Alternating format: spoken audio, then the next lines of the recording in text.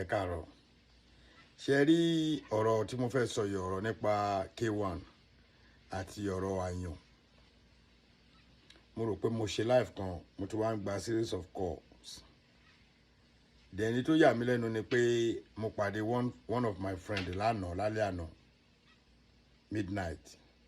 Ó ní ààrẹ kí ló kan pẹ̀lú ọ̀rọ̀ K1 torí àwọn fans Wasiu gangan ni. Ẹni tó tún wá jẹ́ mi tèmi àti ẹ̀tún jọ lọ sí the same school, primary secondary school. Òun náà tún pè mí, òun tún wá ń blame mi pé èmi ń support Wasiu. Ẹ jọ̀ọ́, tá bá gba àwọn èèyàn níyànjú àbí tá bá advice èèyàn, ẹ jẹ́ ká mọ̀ pé advice ni. Kì í ṣe dandan kí K1 tẹ̀lé, kì í ṣe dandan kí àyàn tẹ̀lé. Àmọ́ tá bá rí èèyàn méjì tó ń jà, the best ni pé ká pẹ̀tù sí wọn nú. Àwa lè sọ̀rọ̀ tí ó wà support èèyàn kan téèyàn bá fẹ́ràn. Èmi fẹ́ràn K1 the ultimate. Tí Wasiu bá dẹ̀ ṣe tí ò dá lọ́la máa bú. Àmọ́ èmi advice tèmi fún bàbá ni pé èèyàn jáde ó ní odidi 32 years òun ò rí nǹkan kan fine. Àmọ́ bàbá lọ London lára wọn. Ó dẹ̀ ra tíkẹ́ẹ̀tì, ó kọ́lé. Ó ti yé. Tí bàbá yẹn bá wá ní nǹkan tí K1 ṣe òtó nítorí power tí Wasiu ní. Àwọn méjèèjì kò yẹ káwa sọ pé kíjà ṣẹlẹ̀.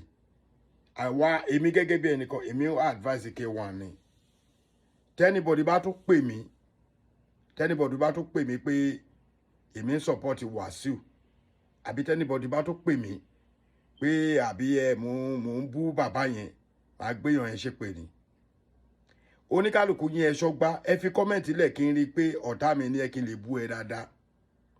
Èmi ò like wọ́ gbọ́ yìí sọ yìí. Tá bá advice àwọn èèyàn, advice yàtọ̀ sí pé mò ń support.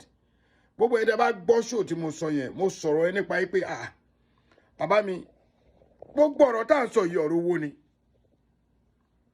Gbogbo ọ̀rọ̀ tá à ń sọ yìí kò tọ́jú mi, kò ṣe kíní kan, mi ìgbádùn. Ọ̀rọ̀ owó ni now. And kí ni mo sọ? Bàbá, ẹ yọ owó jáde, ẹ fún bàbá yìí lówó, ẹ tẹ́ lọ́rùn. Àwọn èèyàn bíi fans náà tún tẹ́ lọ́rùn, wọ́n á tún fún un. Ṣé ẹ fẹ́ sọ fún mi pé K1 gangan fẹ́ràn kó fi máa yí lẹ̀ ni? Láàrin èmi àti yín àtọlọ́wọ́ ọba, Wasiu Àyìndé gangan ó fẹ́ràn dìmánà yẹn. But ẹ̀yin agbọ̀rọ̀ dùn, ẹ̀yin lẹ̀ mọ̀ tó ń ṣẹlẹ̀ láàrin wọn. Ntẹ́mi dẹ̀ sọ fún K1 ni pé K1 kò yẹ kẹ́ máa jáde láti máa sọ̀rọ̀ yìí pé máa yẹn important fún K1 ní K1 ṣe jáde. K1 ò ń jáde dáyàn lóhùn. Ọ̀rọ̀ tí mo sọ nìyẹn o. Àwọn kan ti ní lọ mórí wá, wọ́n dẹ̀ ń pè mí left and right. Tí wọ́n bá tún pè mí tó bá tún bá mi sọ̀rọ̀ ilé màá gbé ṣépè ni. Òdodo ọ̀rọ̀ ni mo sọ yẹn. Advice tèmi ni, kì í ṣe dandan ká tẹ̀lé. Advice mi fún K1 Wasiu ẹ̀gbọ́n ló jẹ́ fáwa, kì í ṣe dandan kó tẹ̀ lọ́rọ̀ mi.